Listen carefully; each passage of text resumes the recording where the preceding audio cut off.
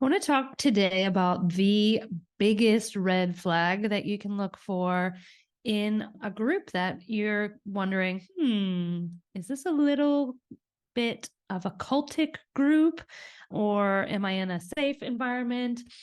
And this is something that I really noticed after I left the group that I was in. And it's a bit tricky because the cult that I was in talked in a way, what they said did not match their actions. Let me put it that way. So I was listening to another podcast called A Little Bit Culty. Big shout out to them. They're amazing. And they had on a guest named Julie Bogart, who's the author of a new book called Raising Critical Thinkers, which is on my new must read list because that's a big thing that I want to raise my kids. I have two 8-year-olds, twins, to be critical thinkers and to recognize systems of coercive control, cults, and abusive people and all of that. And so she said that this is the biggest red flag. And when you're in a group, it could be just like an office, it could be a social group, it could be a large group awareness training, like the cult that I was in, it could be a religion, any situation you're in. This is the biggest red flag to look for. All right. Dissent. So dissent is defined as the holding or expression of opinions at variance with those commonly or officially held. That's from the Oxford Dictionary. Julie Bogart says when dissent is not permitted, you're in a cult. So what does that mean? Well, in my group, no one was actually allowed to disagree with the leader. And I think that's true for all cults. The leader or leaders are the ones who make the rules. They tell you how everything is. If you disagree with anything that they say, a number of things would happen, but essentially you're shut down. You could be even kicked out. You could be just humiliated, shamed, made wrong, corrected. Like there's a number of things that they'll do when you do disagree, because inevitably, until you have your critical thinking capacity completely shut down, there's going to be times where you go like, hey, that doesn't sound right. And you might air a concern or a question. And that's the funny thing about the group I was in was all about asking questions. Like one of their main tools or premises of the whole basis of the thing, asking questions. So you go like, of course, they're going to encourage free thinking. They're going to encourage creativity. They're going to encourage extrapolation of ideas and all of that. No, when it comes down to it, the leader is the one who has the final say. If anything that you bring up doesn't align with what he believes and he wants you to believe, it's a no-go. You just shut down. You're not allowed to have that opinion. So, and the other thing in the group I was in was all about choice. Really? No. They say they're all about choice. However, when you go, sure, you're allowed to disagree with me, but then you have to leave, or then you will be fired, or then you have this consequence, that's not choice. That's bounded choice. Bounded choice comes from Janja Lalich, and you can check out my episode with her for the whole episode was about choice, because this is a really hot button for me, because this cult was, they have whole classes about choice. Meanwhile, they're taking away systematically your actual choice and putting you in a framework where you only get to choose what they want you to choose and what they will permit you to choose. Same thing in this episode that I was listening to. The hosts were in a group called NXIVM, which, if you're familiar, the leader was put away for 150 years. And so that group is shut down. It was also a Scientology shoot off, just like the one I was in. So there's a lot of overlap and similarities. And in their group, they were doing classes on critical thinking. And so Sarah, who's one of the hosts, was saying how hard and it is to talk about critical thinking, because they thought for years they were learning critical thinking and they were teaching other people critical thinking.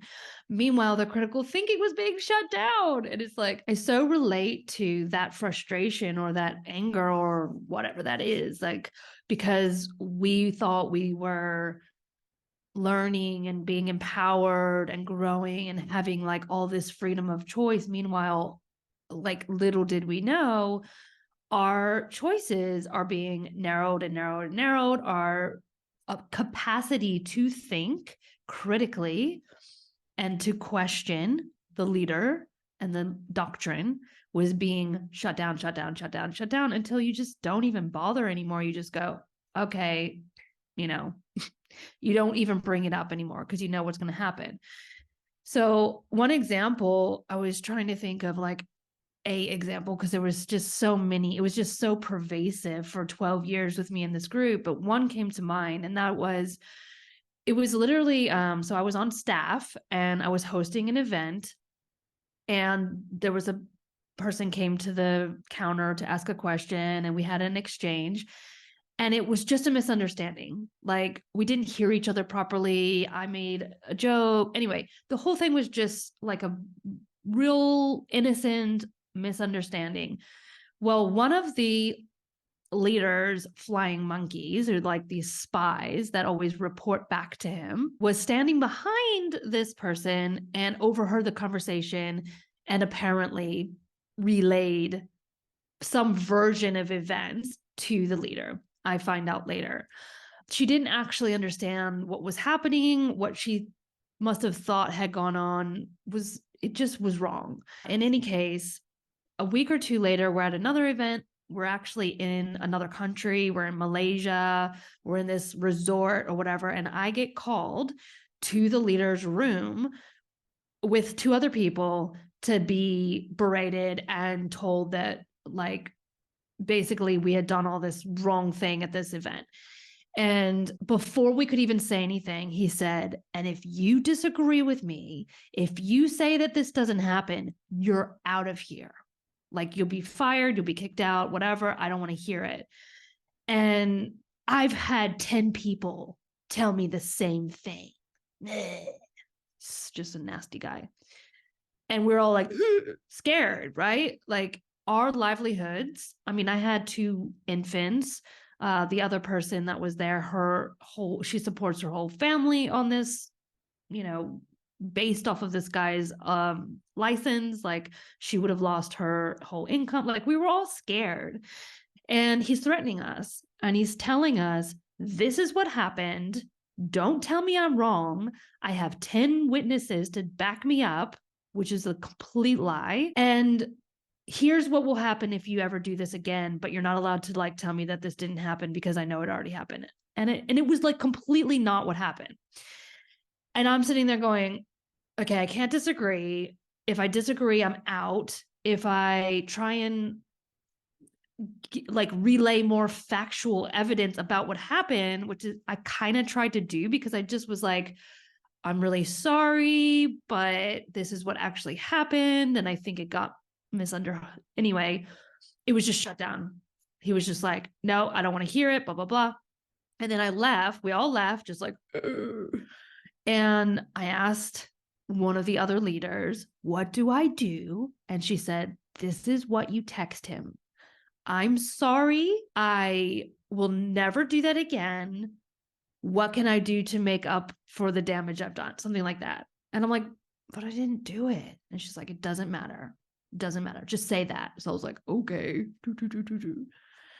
And it worked. And it got me off the hook. That is how dissent was treated in this group. You can't have it. It's like, I didn't hold, what is dissent? Holding an expression or expression of opinions at variance of those officially held. So he had an opinion, I had a different opinion, and I was the actual one who was there. So sorry, mine was actually true. The other person, it's like the game of telephone. Like the conversation had gotten distorted over being passed along until it got to him. And it was just wrong. And there was a lot of like political stuff going on that I didn't know about because I was off like in another country starting my family, and like meanwhile over like years this other person had gotten into all this. There was like all this background that it doesn't matter. But that was coloring his opinion. And I was just like naive, like I didn't know any of that. That wasn't like, anyway, it was just wrong. They were wrong. And I wasn't allowed to speak up for myself. I had to just say, I'm sorry. So when dissent is not permitted, you're in a cult. Julie gives a list of things to watch out for. So this is what she says dissent entails: being uncertain, risking being wrong, having curiosity, breaking a rule, asserting a contradictory experience, tweaking the language or ideas to suit your experience. For example, if you're in a religion and you want to pray, but you want to pray to God using female language, that's tweaking the language or ideas to suit your experience. Reluctance to adopt a practice or belief. And those are little things. They can be little things, little examples. And you'll notice that these are very pervasive. So in the group I was in, they had a belief that you could put your hands on someone, say some magical words, and then it would like heal certain things. If you were reluctant to adopt that practice, like you didn't use that practice in your own life. For instance, my son actually has a disability. When I found out he was diagnosed with a disability, they gave me this like magic spell to do, like put my hands on his head and say these words, and it was supposed to like cure him of this disability. If I had voiced being reluctant to adopt that belief or practice, I would have been shamed, made wrong. The tools work. Have you used them? You didn't use them enough. It's because you didn't do it right. I would have just been made wrong. I didn't even do the thing that they told me because I was just like, that's ridiculous. Like, I actually didn't believe it, but I wasn't allowed to say I didn't believe it. I just said, thank you. I will do that, and then you have to just go away quietly and not bring up the fact that it didn't work, which like a lot of their stuff never worked. In fact, like, he would make predictions all the time that never came true, and you weren't allowed to call him out on it, of course. I mean, he's like, everyone that gets the vaccine for the COVID vaccine is going to die within 2 years. And then 2 years later, everyone's not dead. So he has to make up a new explanation for why they're not dead, which is, oh, surprise, surprise, because their magic spells are working and they're, spreading throughout the whole world just by like, physical touch or whatever. It's like all of his predictions don't come true because like all these end of world cults that always are like, the end of the world is going to happen in this year, and then it, or the spaceship is going to come and take us all away, and then the spaceship doesn't come and the world doesn't end. They have to make up a reason why, but they never admit that they were wrong, and they never get called out on that they were wrong. Or if someone calls them out, that person, it's the end of that person. Okay. They're usually discredited, kicked out, it's their fault, like whatever. But the leader, you can never, ever dissent. You can't call them out or disagree with the leader. And then on a bigger scale, you want to notice who is included and who's excluded. So dissent is also, it's like, what are they including in their in group, and who and what. So you'll notice that whatever the group is, they will be inclusive of a certain type of person. Obviously, the ones that believe what they believe, that come to their church or their meetings or their classes or whatever it is. And they will be excluding people that disagree. So that's that us versus them. Our group even had language around it. Scientology does too. You'll have like Scientology called people who didn't believe suppressive. And they say you're being a suppressive, like a suppressive person.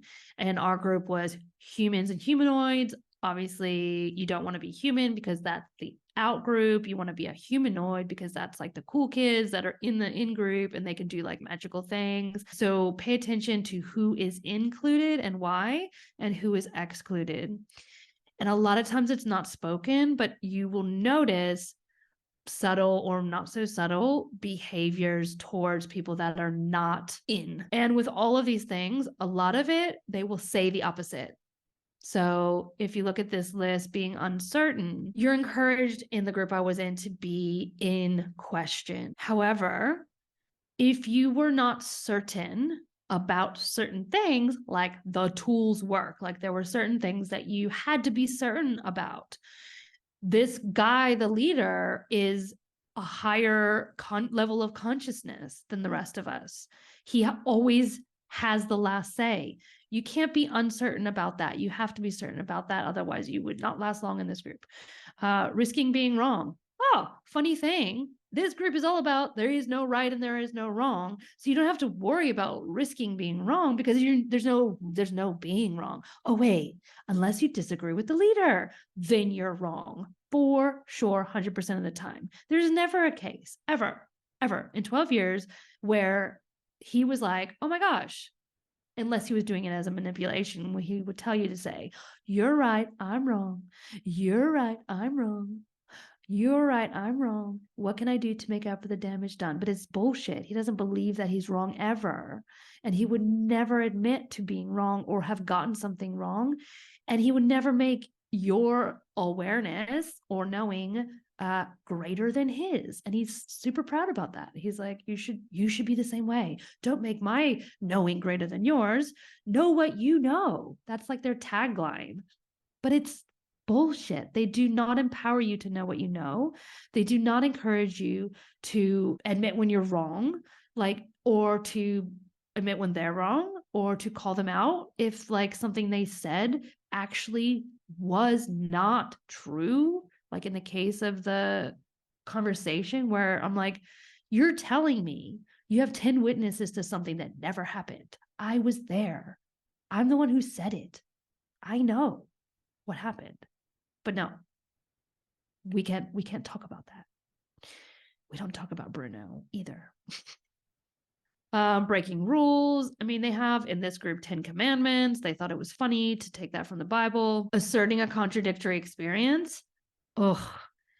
If there was ever anyone who was telling a story about, let's say, they always taking credit for everything. So like if you ever healed from anything, or if you ever got happier, or if you ever got more money, it was because of the tools. It was because of this group.